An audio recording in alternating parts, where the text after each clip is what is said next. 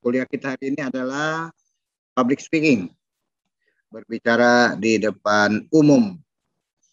Saya akan coba konsep-konsep dulu, nanti kita coba diskusi hal-hal yang bersifat praktis. Teman-teman silakan kalau mau absen ya, isi di IPB Mobile. Sambil kita jalan kuliahnya, saya melihat sudah cukup banyak yang hadir. Saya coba perbesar. Nah, cerita public speaking. Nanti tekniknya macam-macam nih. Anda ingin kepada nuansa apa? Formatnya informing to informing. Jadi pada nuansa-nuansa membangun rasionalitas, atau formatnya pada nuansa-nuansa perasaan. Jadi apa? Afeksi. Pada nuansa-nuansa afektif. Kalau tadi kognitif, ada afektif. Ada nanti nuansa-nuansa tindakan gitu ya. Tapi kita ambil dulu beberapa contoh saja di sini. Saya melihat kayaknya dua pendekatannya. Satu melihat pada aspek informatif ya, nalar, rasional. Satu lagi aspek perasaan, emosional atau menggugah persuasi. Jadi saya akan mengajak kepada Anda semua mendiskusikan bahwa nyawa komunikasi itu adalah diskusi. Jadi kalau Anda tidak bisa membangun diskusi dengan betul-betul mengajak membangun makna pesan yang sama pada partisipan kita, pada receiver kita, pada publik, pada audien, maka percumalah kegiatan komunikasi itu kita kembangkan dengan baik. Kira-kira seperti itu. Ya, nanti kita akan lihat ini orientasinya kepada umum atau pada public speaking yang sudah pada publik-publik yang spesial, ya, yang orientasinya memang khusus. Ini akan sesuatu yang berbeda. Tapi secara umum analisis komunikasi publik ini tetap ya berorientasi pada penguatan pesan dan saluran. Pesan itu adalah nuansa-nuansa konten ya, konten di dalamnya ada nuansa noise, suara, nuansa verb, keterampilan verbal gitu ya. Di samping itu noise ini dikuatkan oleh para linguistik, para bahasa yang katanya 38% mempertinggi tingkat pencapaian makna pesan yang sama. Kan tujuan berkomunikasi itu terciptanya makna pesan yang sama dalam diri receiver kita. Yang sama persis, yang sesuai dengan harapan atau destination of komunikasi, tujuan yang komunikasi yang dibangun oleh si source ataupun sumber komunikasi. Nah, jadi dia harus memiliki kekuatan keterampilan bahasa ujar dan kekuatan keterampilan bahasa non-ujar. Non-ujar itu misalnya tadi para bahasa, atau non-ujar bisa juga dalam nuansa non-verb, non-verbal, bukan verb, bukan kata-kata. Jadi makanya dikatakan non-ujar. Bisa misalnya apa? Body language ya gitu ya. Tatapan mata, kerenyit dahi, macam-macam ini, mimik muka, macamnya ada 7 macam itu, termasuk membangun gerakan-gerakan tubuh, termasuk juga membangun apa namanya artefak. Pernah dengarkan istilah artefak? Bagian daripada komunikasi non ujar atau komunikasi non verbal. Nah itu yang akan kita dalami pada perkuliahan minggu ke-10, yaitu membangun suatu keterampilan, talenta yang namanya public speaking, mampu berbicara di depan publik. Jadilah dia sebagai singa podium. Nah, kira-kira begitu ya. Jadi pertama harus tahu dulu maksud, purpose, ya, tujuan apa, communication kan ada purpose, maksud dan tujuan, goal and purpose dalam suatu komunikasi berbicara di depan publik. Sama tujuan kita berkomunikasi juga kan secara umum di awal-awal dulu saya kira sudah diceritakan mungkin oleh Pak Tisna bahwa destination of komunikasi itu kan macam-macam ya. Ada to informing, ada to persuasif, ada to motive, memotivasi, ya. Ada to educate, mendidik, ada to entertain, hibur, menghibur gitu kan. Macam-macam. Silakan saja nanti kita coba diskusikan untuk public speaking yang seperti apa atau kombinasi. Dan tentu sudah menjadi target, tujuan, purpose dalam kita berkomunikasi sudah jelas, destination of komunikasi yang sudah clear. Tentu nanti pendekatan kan, langkah-langkah, tahap-tahap persiapan yang harus dimainkan sebagai seorang source yang terampil dalam berbicara di depan publik yang seperti apa. Maka dikatakan dia harus dipraktis, praktis dan praktis, ya kan? Di samping dia paham mendesain bahasa-bahasa verbalnya, misalnya kan menggunakan apa istilahnya kalau di jurnalistik itu W51H, ya, W5. Apa yang mau didorong, orangnya kah, konten pesan word-nya kah, where-nya kah, when-nya kah, kan gitu ya. Atau how, caranya bagaimana gitu.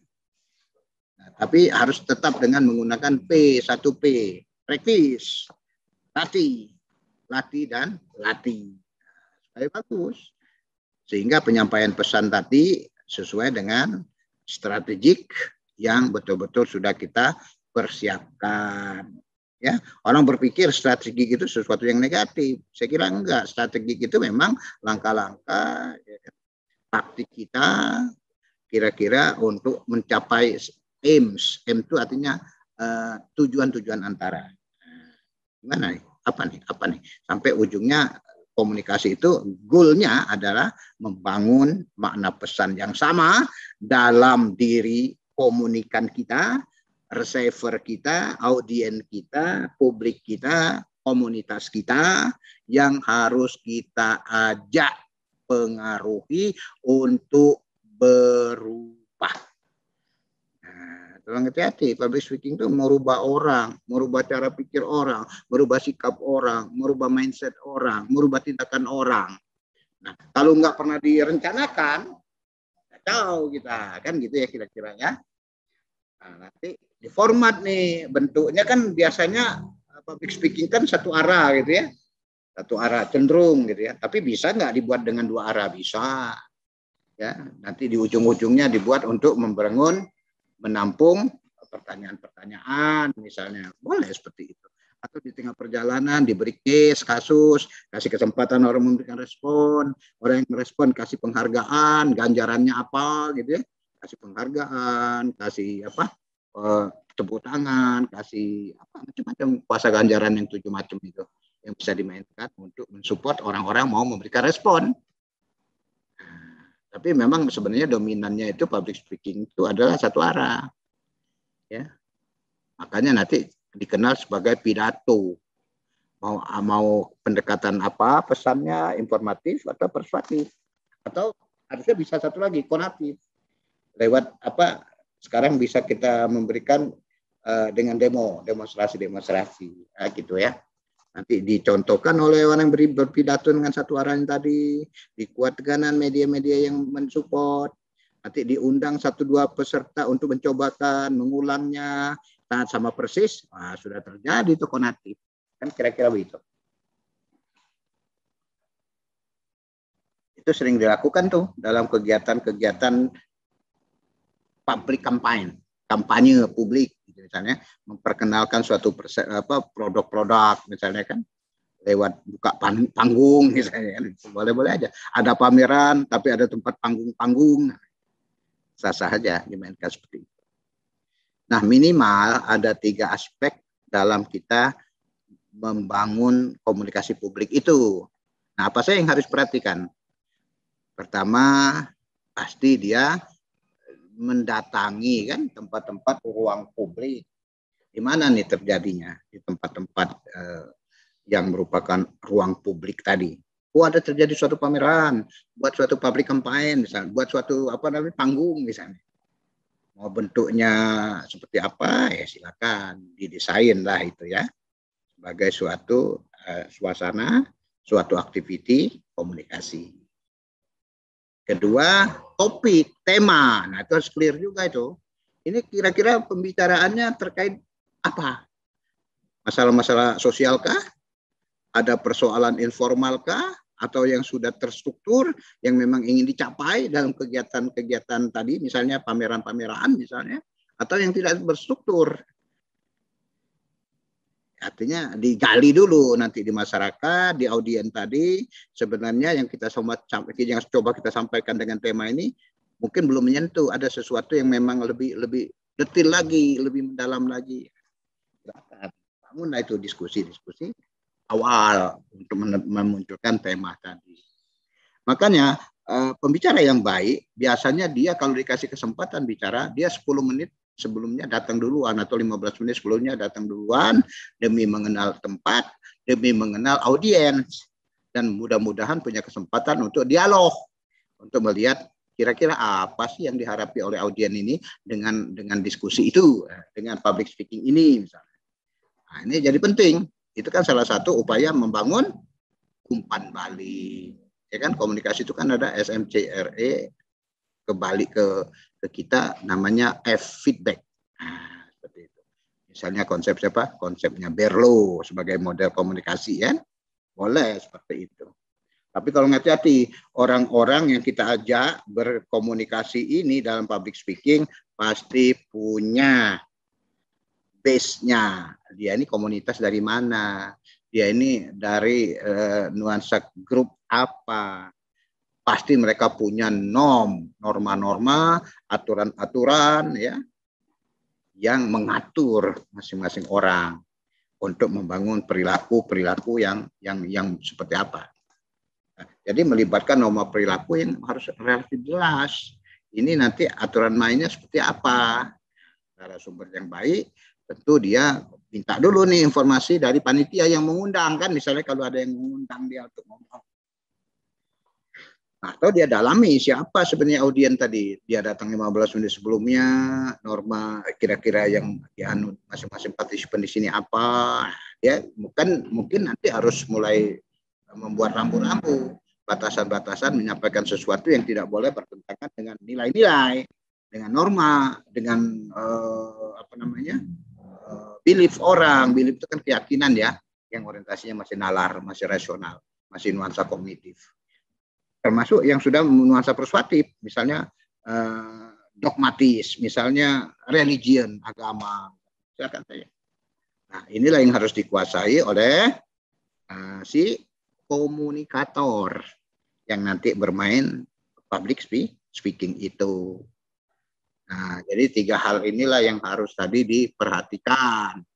Nah, termasuk dalam aksi komunikasinya sebagai suatu komunikasi publik, detailnya apa? Ya, detailnya tambahannya berikut si partisipan tadi yang mau kita giring, mau kita pengaruhi tadi. Siapa sebenarnya mereka ini? Nah, sehingga dengan Anda mengenali publik ini, audiens ini, community ini, Anda sudah mulai membangun suatu cara berkomunikasi yang sesuai dengan style, yang gaya orang-orang di sasaran yang akan kita ajak berubah. Public speaking itu menyampaikan sesuatu untuk ngajak orang berubah loh ya.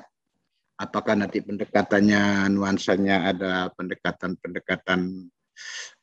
deskriptif misalnya kan, atau nanti pendekatan lawan deskriptif, preskriptif gitu ya. Berencanakan idealnya begini. Nah, itu namanya membangun targeting. Tapi kalau yang deskriptif adalah digali dulu, ditanya dulu mereka maunya apa, lantas kita deskripsikan. Itu juga boleh ya. Pendekatan untuk mengenal si partisipan ini, si komunikan ini, si audiens ini, si publik ataupun komunitas yang akan kita coba pengaruhi.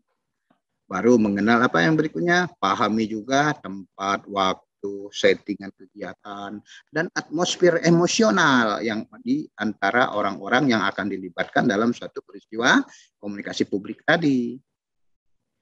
Nah, jangan sampai nuansanya adalah nuansa yang meriah, dikaitkan kayak orang melakukan suatu ulang tahun organisasi perusahaannya gitu ya. Anda bicaranya kayak orang melakukan suatu edukasi. Nanti selalu sesuatu yang bertentangan tadi. Sehingga nanti konten-konten format public speaking yang akan Anda bangun harus hati-hati settingnya itu gitu ya. Nah, ini menjadi pertimbangan nih. Nah, pertimbangan ketiga dalam kita membangun komunikasi publik tadi adalah tadi purpose of komunikasi. Maksud kita berkomunikasi tadi apa? Tujuan kita berkomunikasi itu apa? Destination of komunikasi kita itu apa? Tema topik komunikasi kita itu yang mana? Harapan-harapan orang tadi. Nah, ini harus dipelajari.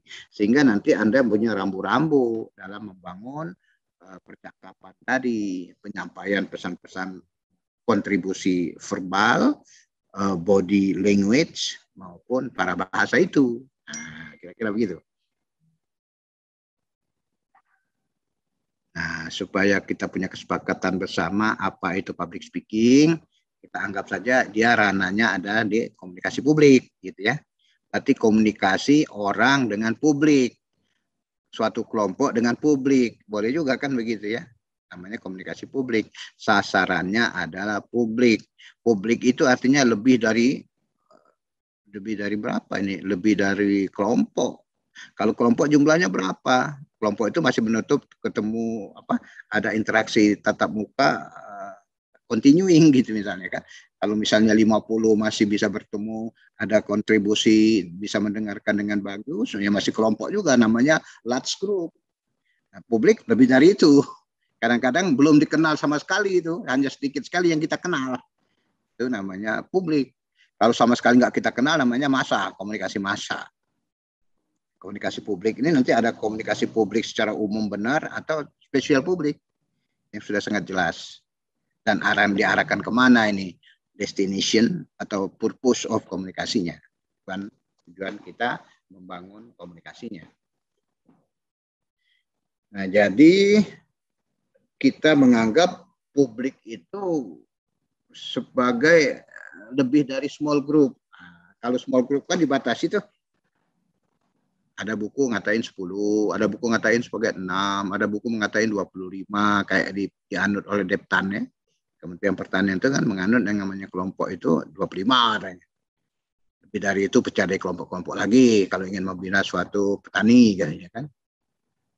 Nah, tapi kalau yang namanya small group ya dia harusnya sekitar jangan lebih dari 12 misalnya. Jadi yang mendefinisikan size of group itu secara fix nggak ada. Tergantung siapa penelitian itu dan konteks apa yang dia lagi teliti.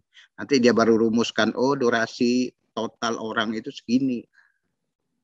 Jumlah orang itu. Jadi yang harus fix itu nggak ada.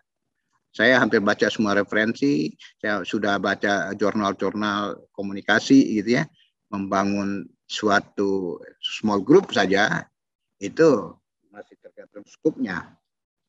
Nah, apalagi ini publik. Maka dikatakan 10 orang pun punya maksud dan tujuan tertentu dan ingin kita pengaruhi, menyampaikan sebagai suatu informasi, atau kita ingin menggiring mereka mendapatkan ide-ide, usulan-usulan dari mereka, atau kita ingin mempengaruhi pikiran mereka, opinion mereka, pendapat mereka, attitude mereka, kan boleh attitude kita pengaruhi, ataupun menggiring kepada entertain, hiburan. Jadi penyampaian pesan tentang suatu topik tertentu kepada sejumlah orang, umumnya lebih dari 10. Kan katanya 10. Sudah dianggap sebagai publik.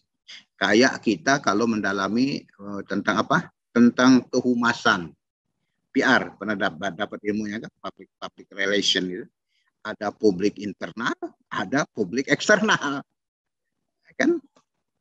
Kalau internal itu bagaimana membangun derap langkah supaya sama dalam menyampaikan apa yang menjadi harapan-harapan keinginan si perusahaan dan membangun reputasi kan gitu ya. Tapi kalau yang eksternal lebih mengiring kepada bukan sekadar reputasi, tapi image, membangun image ya, yang dimanai oleh kepala orang masing-masing kan. Bagaimana mempengaruhi image dan attitude itu di situ. Ini pekerjaan-pekerjaan penting lah ya, yang nanti kalau Anda ingin menggeluti nuansa-nuansa komunikasi. Makanya saya katakan komunikasi publik ini suka dikawinkan dengan kerja-kerja PRO, Public Relation Officer, kerja-kerja kawan-kawan kehumasan. Nah, apa yang kita maksud dengan purpose of komunikasi ataupun destination, tujuan orang berkomunikasi dalam komunikasi publik?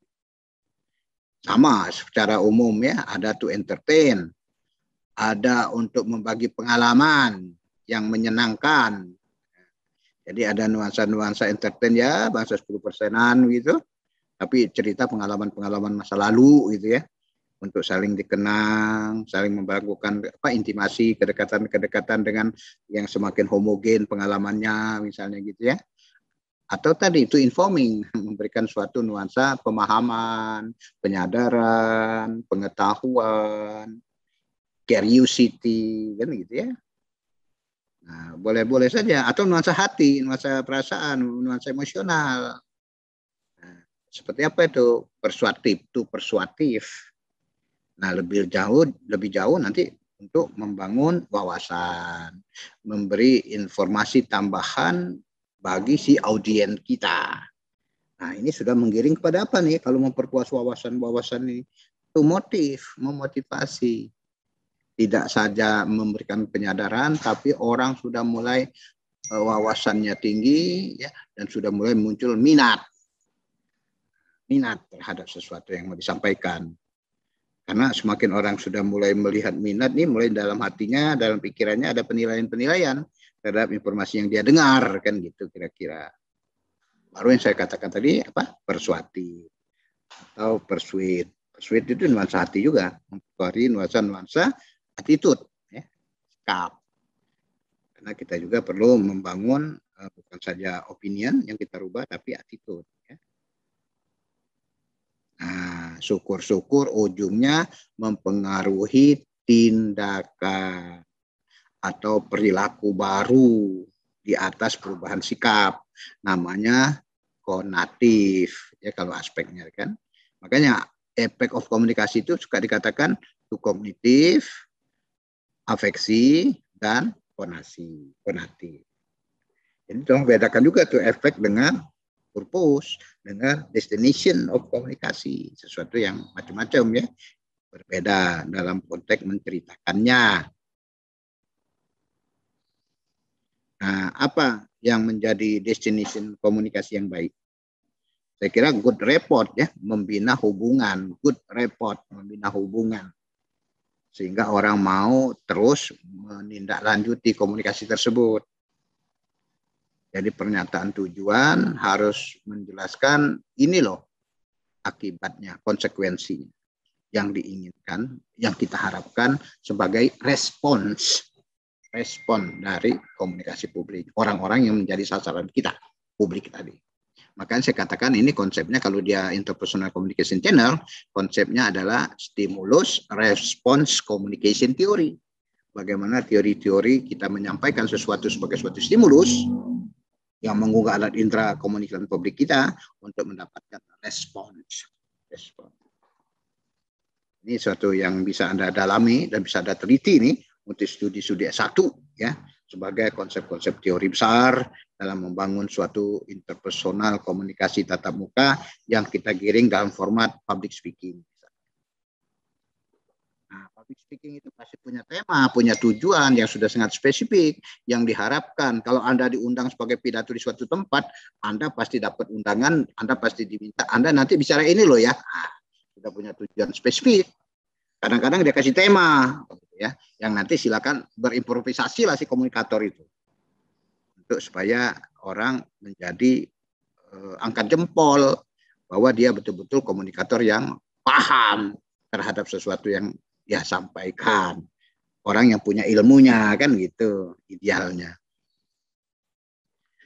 Nah, pernyataan-pernyataan tujuan itu harus realistik, sesuai dengan apa yang terpikirkan oleh audiens, oleh publik itu, apa yang kira-kira menjadi needs-nya, harapannya, dan itu kira-kira secara rasional tercapai enggak gitu, dan mampu dilaksanakan enggak gitu. Bukan sesuatu yang kayak mimpi gitu kan. Banyak orang kan menyampaikan sesuatu kayak mimpi gitu.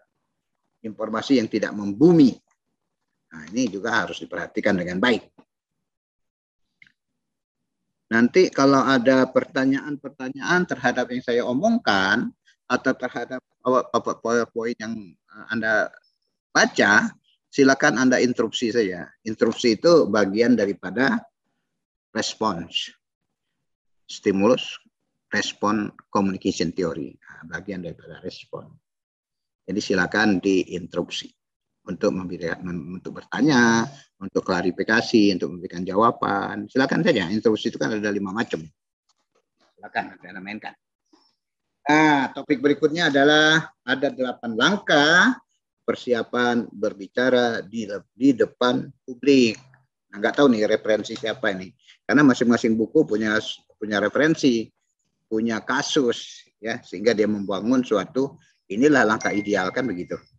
Pasti yang gini kan harusnya hasil riset, hasil beberapa dilakukan berulang menghasilkan sesuatu yang bagus. Nah, jadilah dia langkah-langkah praktis atau malah best praktis, ya, langkah-langkah yang terbaik. Apa? Satu, topik. Sudah ada topik, pertajam dia. Orang berkasih tema, perkuat tujuannya. Kan tema itu hanya gambaran umum saja. Anda yang memorisnya menjadi tujuan. Syukur-syukur sesuai dengan apa yang diharapkan, yang dipikirkan, yang diinginkan oleh audiens kita. Analisislah halayak itu. Jadi need audiens analisis di awal Anda ingin melakukan kegiatan public speaking menjadi penting. Ya, need analisis audience studies. Nah, jadi penting. Kalau nomor 1 itu harusnya digiring kepada need analysis studies. Nah, gabungkanlah itu antara need analysis studies dengan analisis audience analysis studies, paparkan menjadi topik. Nah, jadi topik yang kira-kira update, ya, relevan dengan kejadian yang ada pada saat itu gitu ya, atau up to date itu kekiniannya terlihat. Kalau di dalam hasil-hasil riset itu namanya apa? Novelty, kebaruannya ada. Jadi jangan sampai public speaking itu menyampaikan sesuatu hanya ulang tahun, sudah dilakukan di tempat sana, diundang di tempat X, di tempat Y, nanti yang diomongkan itu aja diulang-ulang. Nanti kalau audiensnya sama, waduh itu aja Pak yang disampaikan. Artinya kebaruannya berkurang itu di pikiran, ya, di korteks kita sebagai audiens, sebagai source komunikator, ya gitu ya. Nah, kalau perlu rumuskan tesisnya. Oh, seperti ini ya, ke depan idealnya begini ya. Kan kalau kita buat tesis ya, atau Anda buat suatu penelitian gitu ya, kan suka ada tesisnya, ada apa namanya? Nanti disangga dengan antitesis. Nah, tesis di situ kita katakan sebagai apa? Hipotesis. Nah, hipotesis. Simpulan sementara. Atau hipotesis itu apa? Dugaan tentatif. Nah, kira-kira nanti kita uji nih. Kita coba identifikasi dengan masalah-masalah yang kita ingin coba paparkan. Dengan tahapan-tahapan solusinya. Nanti di perjalanan ada sanggahan, ada interupsi, ada ketidakpuasan dari audiens. Jangan-jangan ada sesuatu yang salah itu. Membangun antitesis yang bertentangan. Tapi apakah itu sesuatu yang nggak mungkin? Ya mungkin saja. Penelitian itu boleh kok, sesuatu itu melahirkan nanti ditolak. Tidak semua apa yang kita buat dalam hipotesis itu harus diterima kan? Tapi nanti diuji oleh statistik, misalnya begitu. Nah begitu pun dalam kegiatan kita melakukan public speaking. Nah, contoh-contoh, ilustrasi-ilustrasi, penguatan-penguatan Anda ingin menjelaskan supaya orang lebih paham, membangun orang menjadi paham, harus betul-betul didukung narasi-narasi, ilustrasi-ilustrasi, cerita-cerita yang memang Anda punya gitu. Yang Anda terus perbaharui. Makanya ingin menjadi public speaking yang bagus, Anda harus banyak baca. Banyak baca yang baru-baru, simpen di dalam kepala kita. Kan paling dalam itu apa namanya? Memori. Nah, simpenlah dalam memori kita, kortek kita. Ya, janganlah memori itu nanti Anda termasuk orang kapasitas apa saya katakan kemarin? STM. Susu telur madu, STMJ, susu telur madu jahe. Baru dia ngendap di kepala. Kalau istilah bukunya apa yang bahasa Inggrisnya itu STM itu short term memory, daya ingatnya pendek. Tapi jadilah yang long term memory, LTM. Lawan STM itu susu telur madu itu adalah LTM, long term memory. Nah, itu gimana caranya? Ya baca-baca. Baca-baca yang mana? Yang relevan, yang bermutu, yang sesuai dengan kekinian sekarang kan gitu. Nah, kalau Anda melakukan penelitian, misalnya ingin membangun suatu tesis, bukan sementara tadi, ya carilah referensi hasil penelitian orang. Syukur-syukur sudah pernah dipublish di pertemuan-pertemuan ilmiah, sudah dipublish di jurnal-jurnal yang bereputasi, apakah nasional ataupun internasional. Nah, sehingga sumber-sumber itulah menjadi referensi kita. Nah, ditambah nanti benar enggak sesuatu yang sudah kita kumpulkan tadi, sesuatu yang kita baca tadi, sesuatu yang menjadi catatan-catatan kita yang kita simpan di dalam memori kita. Nah, bagaimana menajamkan itu? Ya diskusi. Ada orang-orang yang mempunyai pemikiran-pemikiran sama itu diskusi di bidang itu. Jadi jangan dengan satu buku dianggap sudah relevan, belum tentu diskusikan.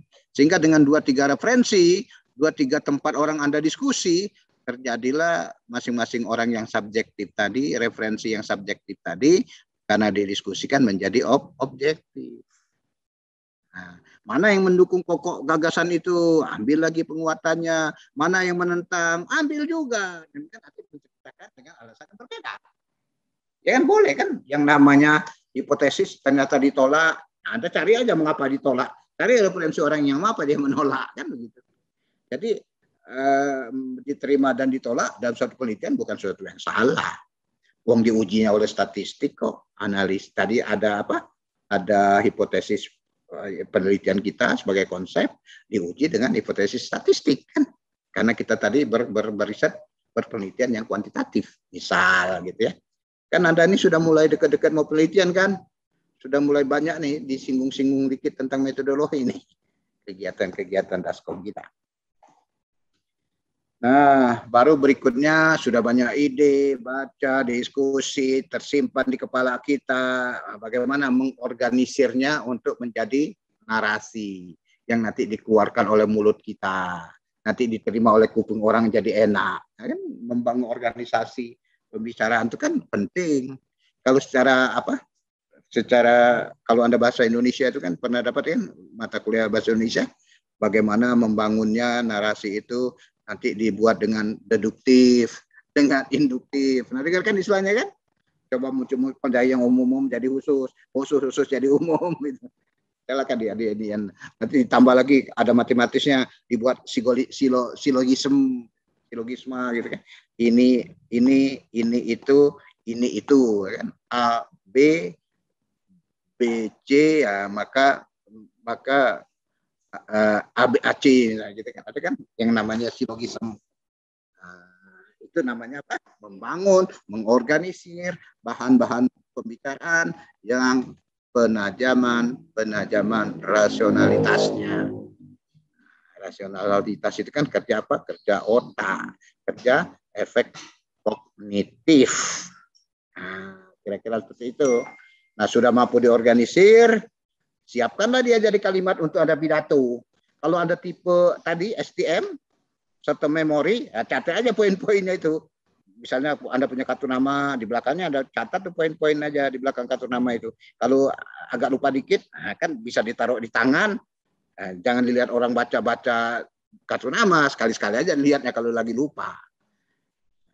Jadi itulah, tinggal kalimatnya improvisasi. Anda lah nanti mengimprovisasi, Makanya yang namanya public speaking, namanya pidato, namanya presentasi, termasuk presentasi ilmiah nanti kalau Anda berseminar, bukan baca PowerPoint, tapi poin-poin di power yang Anda power itu, punya kekuatan itu, ditayangkan, yang Anda tayangkan itu, orang bisa lihat, tapi improvisasinya Anda di kepala Anda. Ya ada di kepala Anda. Nah, siapkanlah itu kalimat. Syukur-syukur selalu melatih membangun kalimat-kalimat aktif. Ya, karena kalimat aktif itu lebih mudah, lebih cepat dimaknai dengan baik oleh orang-orang si publik yang akan kita coba pengaruhi. Ya. Kalau perlu tadi susunlah dia mulai dari awal sebagai mukadimah sampai kepada konklusi sebagai suatu simpulan. Simpulannya itu harus juga terbuka, ya masih bisa memungkinkan orang memberikan interupsi. Orang diberikan kesempatan merespons, gitu ya. Tapi tetap harus ada simpulan supaya tidak kemana-mana itu topik yang kita bangun tadi. Ya, itu kira-kira. Oke, kalau ada pertanyaan monggo sambil kita jalan terus PowerPoint ini. Slide saya ini. Nah, baru kita melihat cara penyampaian pesan ya di depan banyak orang. Ini tidak saja kecanggihan dalam menyampaikan ini, tapi kecanggihan dalam merekayasa pembicaraan dan Anda sudah terbiasa menghadapi banyak orang. Jangan sampai jadi demam panggung. Termasuk tadi short term memory. Oh iya ya, saya sampaikan tadi kaitannya lupa. Mau ditarik-tarik di dalam memori susah. Lama-lama ya itu tadi jadi hang, jadi stres. Kan di kepala ini juga bisa hang ini. Bukan hanya komputer saja. Makanya kalau kebanyakan sesuatu di dalam kepala yang terlalu overload, Anda tidak cek dengan sesuatu yang bisa dijadikan filter lewat diskusi-diskusi yang relevan tadi. Akhirnya banyak sekali hal-hal yang tidak clear yang tersimpan di kepala kita, kan gitu. Nah, siapa yang membangun itu? Anda sendiri. Anda menjustifikasi apa yang perlu Anda sampaikan, Anda simpan dan memori Anda, dan Anda pasti harus punya melakukan sesuatu public speaking dengan karakter Anda. Jangan imitate, jangan imitasi punya orang. Ya, awal-awal boleh imitasi, boleh niru. Selebihnya tunjukkan karakter Anda. Nah, baru nanti terlihat tuh. Oh, si Anu kalau ngomong seperti ini ya. Oh, style bahasanya begini ya. Jadi itulah yang harus kita bangun. Ya. Bahwa Anda beda dengan pembicara yang lain dalam suatu aktiviti public speaking. Nah, itu harus terus terlatih itu. Nah, kalau itu sudah clear dan berapa kali sudah naik panggung pada saat public speaking, mudah-mudahan penyakit penyakit komunikasi yang namanya demam panggung bisa kita kurangi atau kalau bisa hilangkan, kan gitu ya. Kan banyak tuh yang kawan-kawan demam panggung. Makanya pengelola suatu public speaking itu biasanya kalau orang tuh disuruh ngomong di depan podium, biasanya dekat podium itu dikasih air putih tuh, air minum. Kalau dia agak sedikit nervous, ya minum gitu ya. Lihatin orang-orang di depan, mudah-mudahan muncul inspirasi gitu untuk memulai lebih terhadap apa kelanjutan yang mau diomongkan. Atau tadi orang interupsi, Anda nggak bisa jawabnya, gitu kan? Jadi lama-lama nanti Anda pandai sendiri. Oh iya ya, apa yang diungkapkan Ibu bagus sekali nih. Saya belum punya jawaban yang lebih pas untuk jawaban itu. Itu malah lebih aman. Anda mengakui kapasitas Anda. Terus Anda lanjutkan. Boleh ya, saya numpang ini, saya lanjutkan lagi lah poin-poin yang tadi belum sampai terselesaikan. Mengingat waktu tinggal sedikit lagi. Pandai-pandai lah kalau itu bermain. Ya, istilah orang teater karena makanya dia dituntut ada talenta dalam membangun public speaking itu ya. Karena yang didekatkan itu orang dulu ya, baru Anda ngomong. Ya, dan namanya public speaking itu kita diterima dulu sebagai komunikator. Sudah terima, muncul intimasi, terjadi soliditas, baru Anda sampaikan. baru menyampaikan pesan. Jangan public speaking tuh ujuk-ujuk langsung menyampaikan pesan. Orang nggak tahu siapa Anda, kan kelewatan itu. Nah, inilah yang harus betul-betul diperhatikan oleh Anda. Tunjukkan bahwa Anda punya kapasitas terhadap konten pesan yang dibebankan pada Anda untuk disampaikan dalam kegiatan public speaking. Yang tadi, menetapkan judul ataupun tema ataupun topik tadi. Nah, kalau dia hal-hal baru, nah, makanya dalamilah sebagai suatu inovasi itu. Jangan sampai salah interpretasi. Komunikasi itu nyawanya diskusi, nyawa diskusi itu adalah interpretasi. Interpretasi ada proses berpikir. Cari oleh kita, perbanyak di dalam korteks kita. Hal-hal yang menjadi kekinian tadi, hal-hal yang menjadi guidance untuk disampaikan pada masa yang akan kita pengaruhi. Masa itu kita namakan sebagai public. Ya. Nah, kadang-kadang kita menganggap diri kita rendah. Nah, itu juga membuat demam panggung itu. Makanya saya bilang, rendah diri itu nggak boleh. Rendah hati boleh. Nah, dan untuk itu harus dilatih. Supaya menjadi tidak rendah diri, tapi PD, percaya diri. Jadi RD rubah jadi PD. Nah, atau demam panggung mulai kesadaran. Menyampaikan sesuatu, oh tadi kayaknya salah ya. Nah, Anda sadar, cepat aja perbaiki. Anda luruskan. Oh maksud saya tadi yang ini tuh yang saya maksud. Jangan nanti tambah jalan-jalan tambah ngawur. Jalan terus pembicaraan itu kan ngawur jadinya. Nah, kesadaran ini penting. Makanya perlu ada poin-poin. Syukur-syukur dibantu dengan IT kan. IT kan menampilkan poin-poin kan. Nah poin-poin itu ada improvisasi. Nah, jadilah dia narasi. Syukur-syukur narasinya saya katakan tadi kata-kata aktif yang memudahkan diterima oleh otak orang-orang atau publik yang kita ingin coba pengaruhi. Nah, kira-kira begitu konsepnya. Syukur-syukur membangun sesuatu informasi yang memberikan different, perbedaan. Sehingga orang mudah memaknai. Seperti kita yang lalu-lalu, yang namanya pandemi COVID, contohkan gitu ya. Nah, kondisi begini, mulai orang melihat, oh iya ya, nah, kan lebih enak dari yang abstrak, dimulai dari yang pengalaman-pengalaman sebelumnya, sehingga menjadi konkretnya mudah dimaknai. Jadi salah satunya membangun different tadi, ya perbedaan-perbedaan itu, ini agak singgungan bagus. Tapi harus tetap clear, jangan sampai Anda terjebak sendiri. Kelanjutannya apa ya? Demam panggung lagi itu. Kalau perlu dekat-dekatin dengan pengalaman masa lalu Anda. Ya real experience Anda. Nah, itu kan lebih mudah, pasti ada di memori kita kan gitu. Gunakan dengan bahasa-bahasa yang kita mudah pahami. Kalau ada bahasa-bahasa baru dengan bahasa-bahasa asing, ya catatlah tadi saya bilang di belakang kartu nama kita. Kalau kita lupa, kita bisa mengingatnya, kan gitu ya. Oh iya, nanti pembangunan pertanian itu akan menggeser.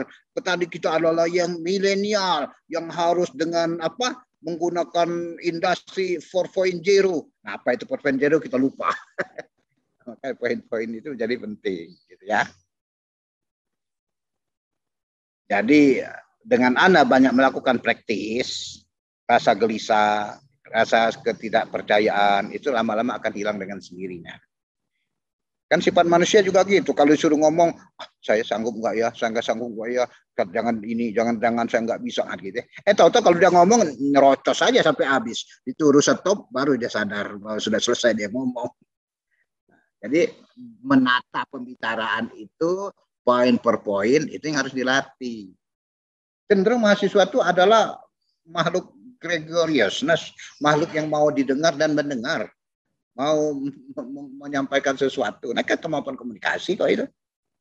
Lebih-lebih kalau dia sudah sangat familiar siapa publik itu, kan lebih aman. Nah, sehingga saat rasa-rasa gelisah itu bisa dia lakukan pendekatan-pendekatan. Misalnya duduk dulu sebentar, mohon izin saya minum dulu. Minumlah yang sudah kita siapkan, kan gitu ya. Atau, aduh apa ya ini, sudah ini yang saya sampaikan tadi nih. Mungkin ada audien yang mau memberikan masukan, yang punya pengalaman. Nah, dia menyasar, memanfaatkan audien ngomong. Boleh-boleh aja. Gitu ya. Tinggal bagaimana cepat-cepat rasa gelisah itu dicarikan jalan keluar. Kalau enggak, jadi itu lagi, demam panggung lagi. Jadi salting ya, salah tingkah. Nah, untuk itu saya katakan perlu persiapan, perlu praktis. Latih, dan latih. Cari pengalaman. Ya.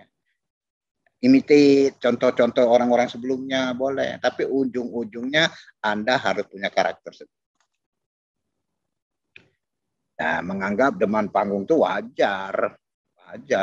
Itu berarti masih manusiawi. Nah, tapi bagaimana mencarikan solusi cepat? Nah, itu kerjaan kita sebagai komunikator yang handal. Anda lah yang harus cepat merekayasa supaya demam panggung itu berubah menjadi suatu nuansa yang koheren, mengajak semua orang terlibat. Nah, itu menjadi penting. Karena tadi pidato ini cenderung satu arah. Suatu saat Anda lupa saja terhadap sesuatu, jadi diam kan. Semakin lama Anda diam, itu memunculkan sesuatu yang tadi penyakit enemy komunikasi. Gitu. Nah, inilah yang harus segera dihindari. Atau oh ya sudah, ini kan sudah sampai segini nih, padahal Anda lupa itu ya. Nanti coba saya setel dulu ya video. Anda punya video YouTube, Anda punya ini untuk menjustifikasi. Karena dengan selalu ngomong tanpa diimbangi dengan tulisan atau dengan angka, orang menjadi nggak percaya. Nah, Anda manfaatkan itu tadi instrumen tambahan tadi. Ya kan, bisa pakai video, bisa pakai PPT tadi, LCD, misalnya kalau disediakan. Nah, ini menjadi penting. Atau Anda main games, bolehlah main games. Nanti orang yang bisa menjawab dengan baik, menguruskan dengan baik, Anda kasih reward ya, minimal reward dalam perkataan, membangun kebanggaan bagi mereka, gitu. Di samping reward dalam bentuk hadiah, boleh-boleh saja. Nah, jadi melakukan kegiatan fisik ini maksudnya gini. Jadi kalau misalnya Anda ingin lebih dekat kepada audien, bagus, dekati audien itu. Tapi jangan terlalu dekat juga. Jadi dia punya jarak sehingga membangun rasa rasa persahabatan. Nah, kalau ada sesuatu untuk memulai sesuatu, Anda tarik napas panjang dulu, gitu ya. Itu kan kegiatan-kegiatan fisik ya supaya kita nanti menyampaikan pesan-pesan dalam membangun suatu stimulus agak clear menyampaikannya gitu. Nah, jadi kegiatan-kegiatan fisik itu salah satunya mendekatkan diri kepada audien, selalu mendekatkan pandangan. Jadi kalau ingin menyampaikan sesuatu, lihat orangnya yang diajak ngomong itu gitu ya. Jangan nunduk aja di bawah. Atau kalau dosen dia di depan dulu, zaman saya dulu ada dosen yang kerjanya pinter banget. Kalau dia ngasih kuliah itu, dia selalu bicaranya dengan papan tulis. Orang selesai nggak selesai, nanti dihapus lagi. Kerjaan lain. Tapi kalau untuk belajar silakan. Jadi mahasiswa dipacu untuk cepat menangkap otaknya ini. Tapi kalau audien, kan hati-hati juga. Jangan-jangan audiennya bilang, waduh ini nggak nyambung nih, cepat sekali. Jadi harus diatur nih ya, dengan irama-irama si audiens. Walaupun nanti kadang-kadang kita dibatasi waktu, ya kan, dibatasi waktu. Ibu nanti dikasih waktu 20 menit ya. Kan dikasih waktu panjang dengan dikasih waktu pendek itu lebih susah dengan waktu pendek karena kita harus mengelola pesan. Kalau waktu panjang kita bisa berimprovisasi, menyelesaikan ya kan sampai kepada finish waktu yang disepakati kan gitu. Makanya komunikator yang baik itu selalu mengatakan semakin saya dipersedikit waktu saya bicara, itu semakin saya harus dituntut mampu mengelola pembicaraan itu dengan betul-betul relevan dan clearness. Tentu seperti itu. Nah, baru nanti kiat-kiat cara menyampaikan. Ini juga penting nih. Kalau ngomong vokalnya dikuatkan supaya nyampe ke kuping pas, enggak menjadi misinterpretasi, interpretation. Apa yang diomongkan A ternyata E, kan gitu kan. Kan mana pesan tuh kadang-kadang pada kata-kata itu juga berbeda itu dimaknai di kepala orang. Ya, baik secara verbal maupun non-verbal. Nanti termasuk dengan menggunakan paralinguistik. Beda lagi itu. Kan ada tuh. Ya kita harus memanfaatkan tanamlah di tanaman di pinggir di sekitar apa tanaman pekarangan kita, buah-buahan termasuk jambu monyet bilangnya. Memisahkan dikit aja orang udah tersinggung gitu kan. Jadi pilihlah kiat-kiat bagaimana pembicaraan itu menjadi penyampaian cepat dimaknai oleh audiens ataupun publik yang ingin kita coba pengaruhi. Nah, jadi nanti tentu banyak metode untuk menyampaikan. Metode itu artinya bagaimana mendekatkan diri kita sebagai source kepada publik, kepada receiver kita. Apa aja itu metode penyampaiannya? Tadi mengimprove ada suatu topik, Anda sudah lihat poin-poinnya, nanti narasinya tinggal improvisasi. Jadi di awal sudah clear ini tema ini, di perjalanan Anda improvisasi saja. Selama 20 menit waktu yang diberikan, monggo silakan saja. Anda punya jam tangan atau Anda di ruangan ada beker, dilihat itu. Jadi mendekati 3 menit, nah, Anda katakan, ya sudah waktu sudah hampir 3 menit, mudah-mudahan Bapak Ibu pada clear pada ini, monggo silakan kalau ingin merespon. Tapi kalau misalnya kata si moderatornya ini khusus penyajian, nanti ada ajang tanya jawab, selesaikan 20 menit itu dengan pas. Itu ya maksudnya. Nah, jadi improve ini Anda cukup punya tema, punya topik, nanti tinggal diatur tahapan mulai dari awal sampai akhir, itu harusnya punya simpulan nanti. Ada juga dengan manuskrip, artinya Anda punya naskah. Lebih-lebih kalau Anda disuruh public speaking menggantikan bos, membacakan teks, nah, itu kan naskah namanya. Pembicara membacakan naskah ini harusnya tidak boleh diimprovisasi harusnya ya. Kalau Anda memang dituntut menggantikan bos. Nanti soal setelah itu nanti Anda ingin improvisasi, boleh Anda minta waktu. Ada misalnya 17 Agustus, rektor atau dekan diminta membacakan. Nah, kan membacakan itu naskah. Nggak boleh dia improvisasi. Jadi metodenya boleh improvisasi, boleh manuskrip, ya, boleh juga memori, ngapal. Jadi oh iya ini udah hafal ya. Oh, jadi ada 5 hal yang harus saya sampaikan. Silakan cerita selama 20 menit. Kalau hafal, kalau nggak hafal tadi catat lagi, gitu ya, taruh di kartu nama. Kalau yang ketiga tadi apa ya lupa ya, ada lihat di situ. Nah yang terakhir metodenya adalah extemporaneous news. Jadi menyampaikan secara spontan. Wah, ada kehadiran Pak Bupati ya, Pak Wali Kota. Monggo kepada Bapak Wali Kota dalam kesempatan ini kami berikan kesempatan untuk memberikan pidato. Spontan ya. Materinya kadang-kadang dia siapkan ada, kadang-kadang dia harus berimprovisasi yang betul-betul ya, sesuai yang diminta pada saat itu. Nah, tapi tetap dia harus paham betul acara itu temanya apa. Walaupun spontan, jangan ngalor ngidul juga gitu ya. Nah, kira-kira begitu. Syukur-syukur tadi dia punya catatan tentang hal-hal yang mau disampaikan, bagus juga tuh. Seperti itu menjadi metode. Nah, tadi yang tak kalah penting saya bilang tadi paralinguistik, suara kita, intonasi, tekanan, volume, tinggi, rendah, membangun nokta, misalnya gitu ya. Atau tadi itu suara itu paralinguistik. Ada lagi tadi nonverbal, gesture, gerakan tubuh saat berkomunikasi publik. Ya nonverbal itu kan ada 7 macam kan. Kalau suara paralinguistik itu ada 5. Kalau dibangun dengan bagus itu menambah 38% itu yang tadi suara. Kalau body language non verbal tadi itu 55%. Jadi cuma 7% yang namanya oral, yang namanya keterampilan verb, menyampaikan kata-kata. Nah, kira-kira itu.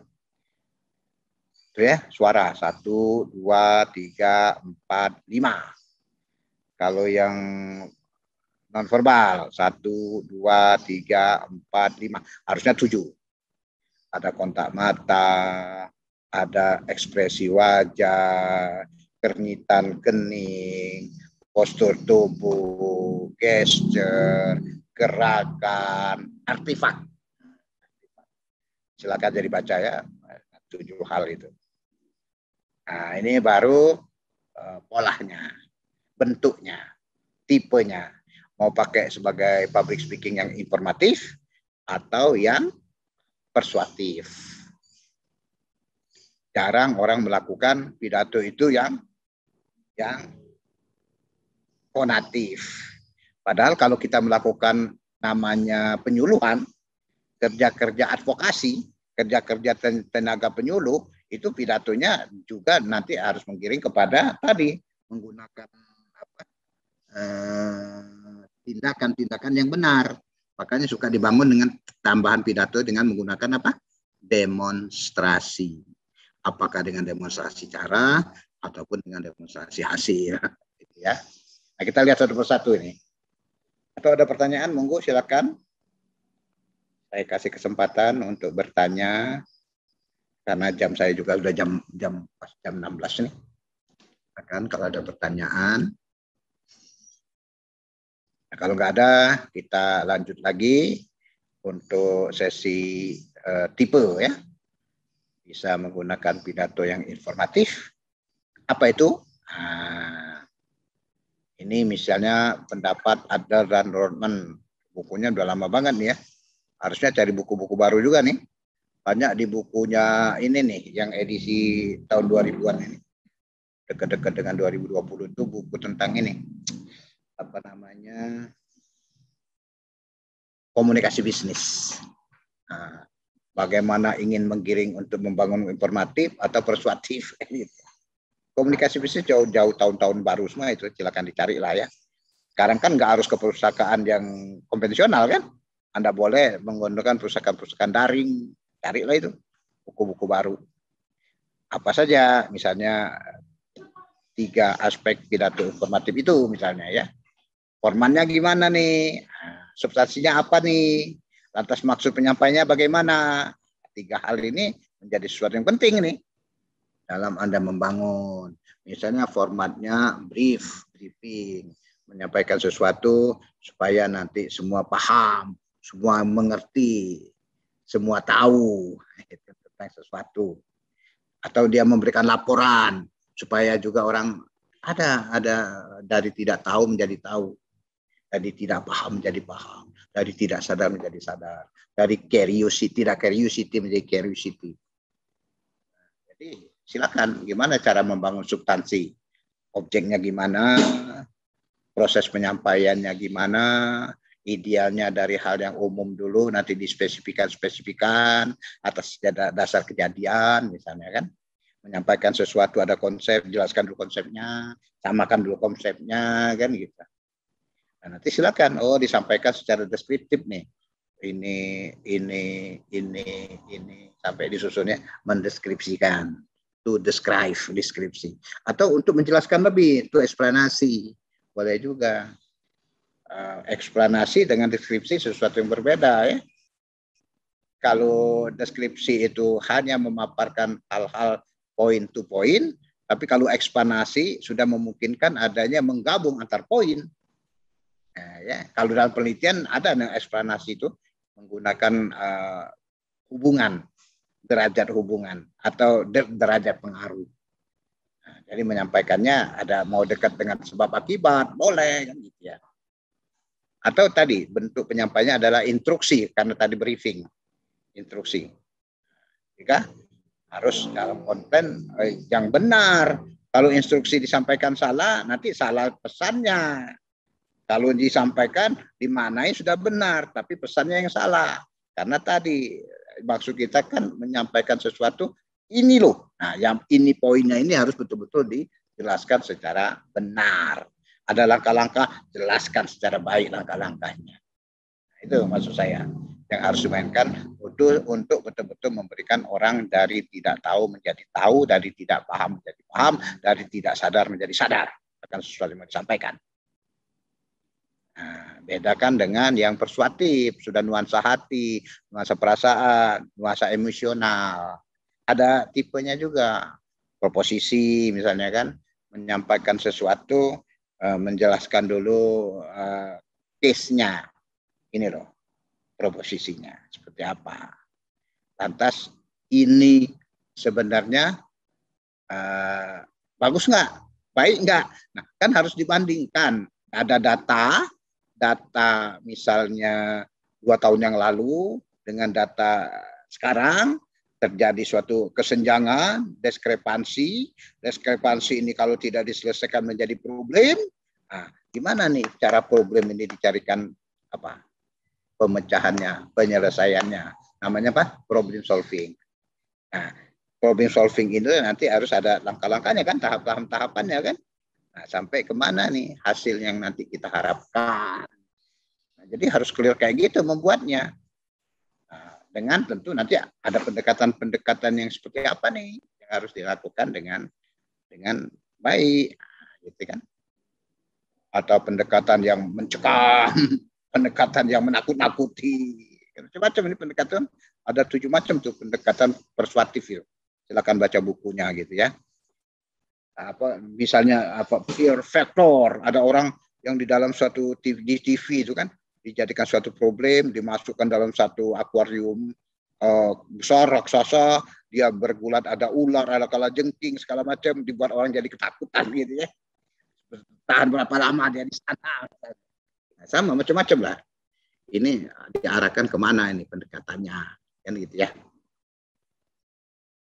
Itulah ilustrasi-ilustrasi yang bisa saya sampaikan. Nanti dipraktekumkan saja tentang menyusun pesan untuk pidato yang informatif, pesan untuk membangun pidato yang persuasif, yang seperti apa. Yang jelas ya sama ya seperti informatif tadi. Pertama, maksud komunikasinya itu apa? Purpose of communication-nya apa? Tapi yang menggugah emosional, menggugah perasaan, menggugah nuansa hati.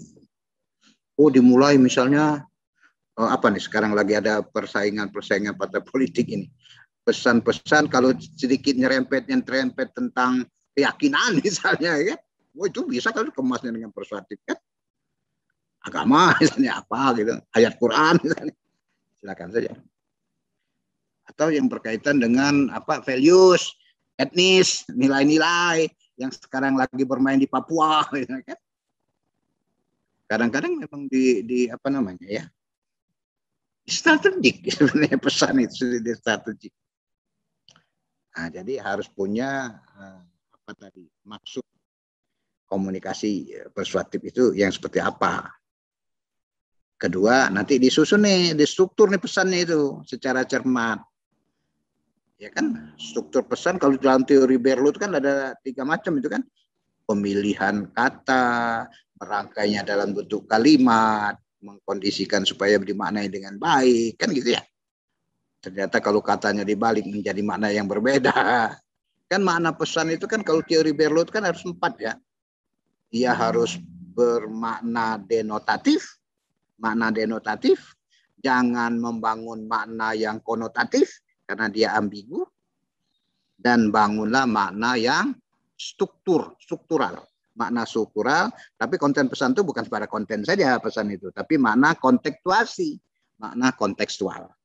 Nah, itu satu buku, itu satu bab cerita tentang makna pesan, termasuk membangun tadi pendekatan persuasif. Silakan dibaca. Kalau nggak salah makna pesan itu bab 5, berikutnya pendekatannya itu bab 6 ataupun bab 7. Karena nggak selesai kita bicara 1 jam 40 menit menceritakan semua gitu ya. Yang jelas persuasif itu pasti punya problem tadi, menggiringnya tadi. Terus problem ini diyakinkan, ini yang harus kita jadikan apa? Problem solving. Kalau orang sekarang bilangnya pemecahan masalah. Masalah satu jadi banyak, dipecah-pecah masalahnya. Jadi bagusnya jangan problem solving lah ya, jangan pemecahan masalah, tapi penyelesaian masalah.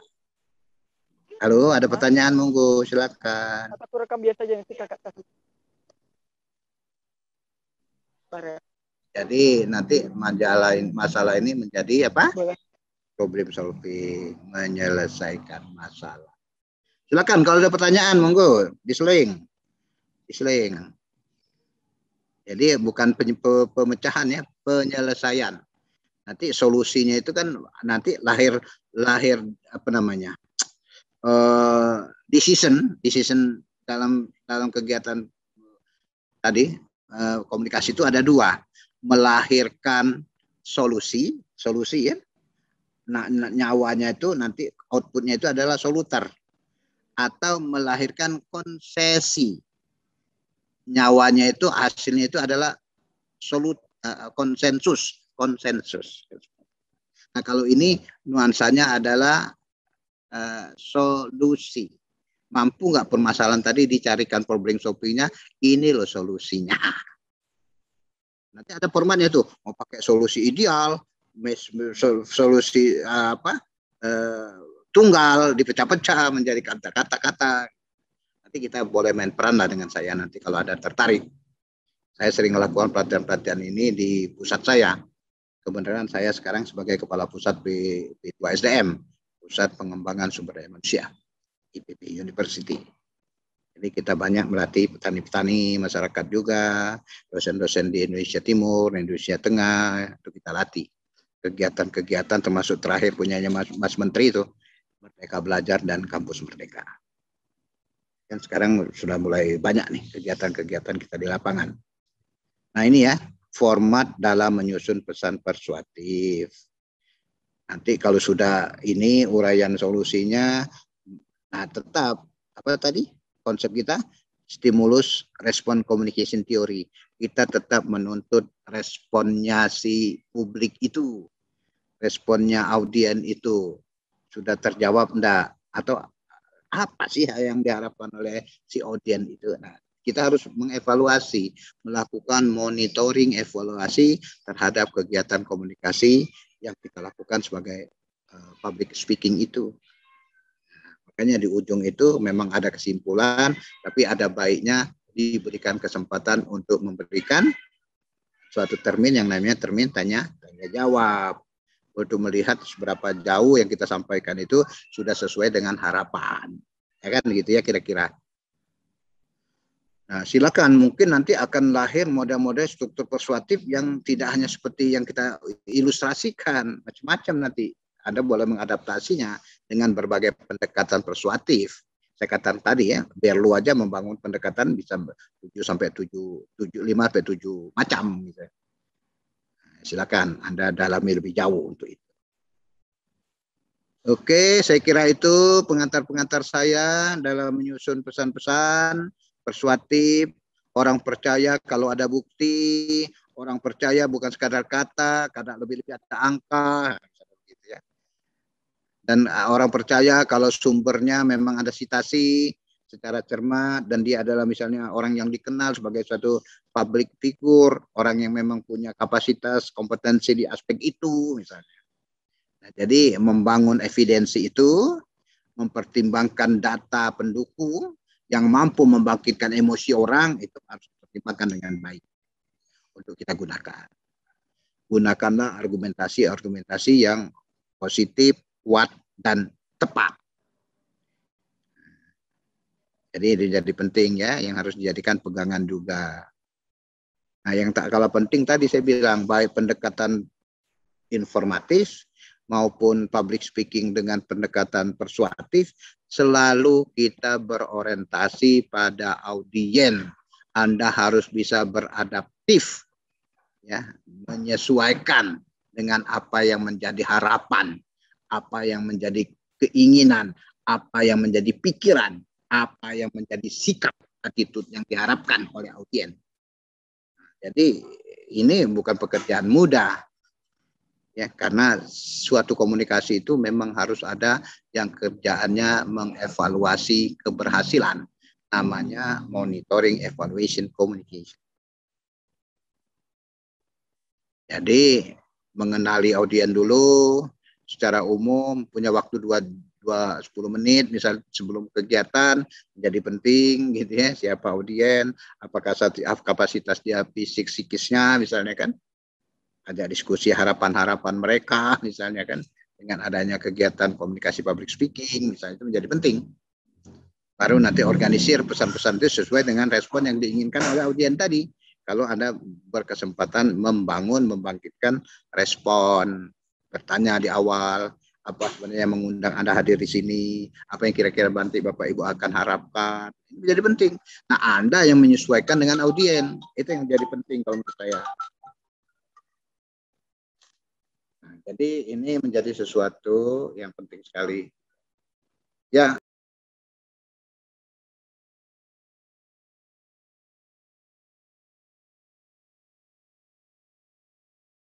Itu ya, yang kita ingin kemampuan beradaptasi dengan audiens tadi.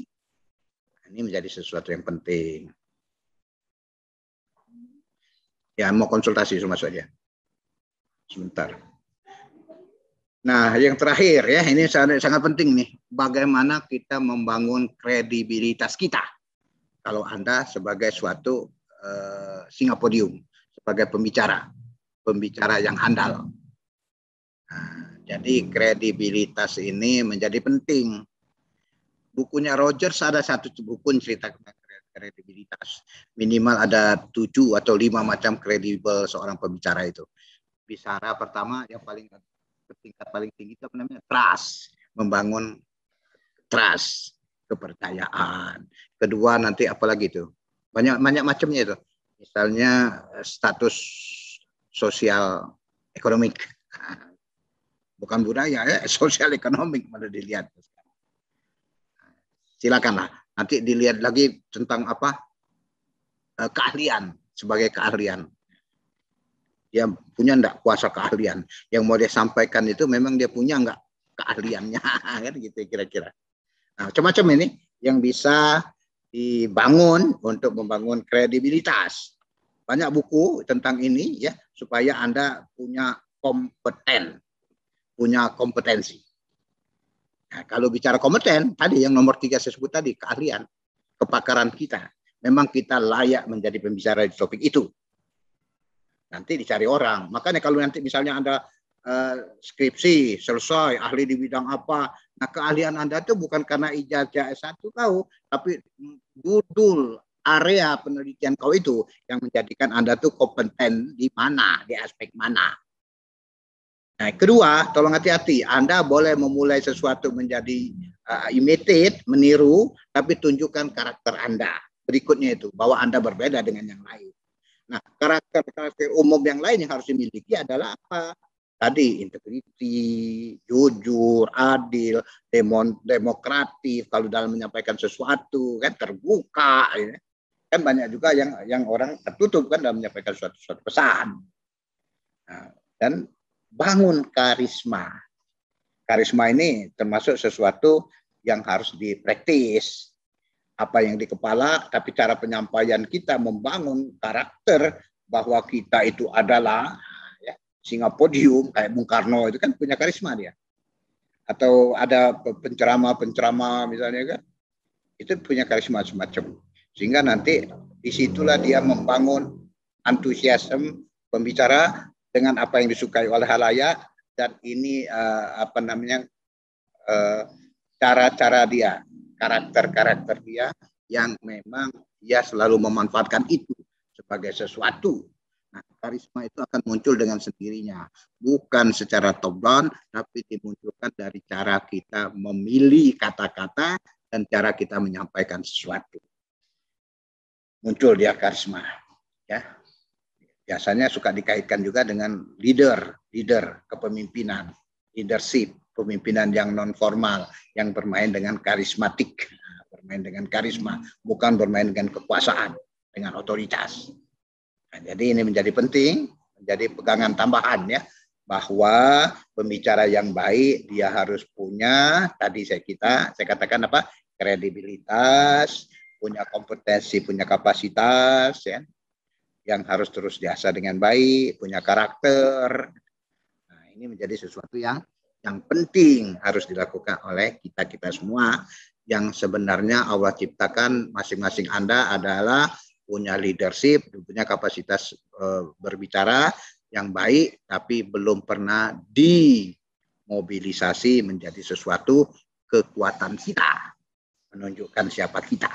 Nah, itulah pentingnya dilatih, gitu ya.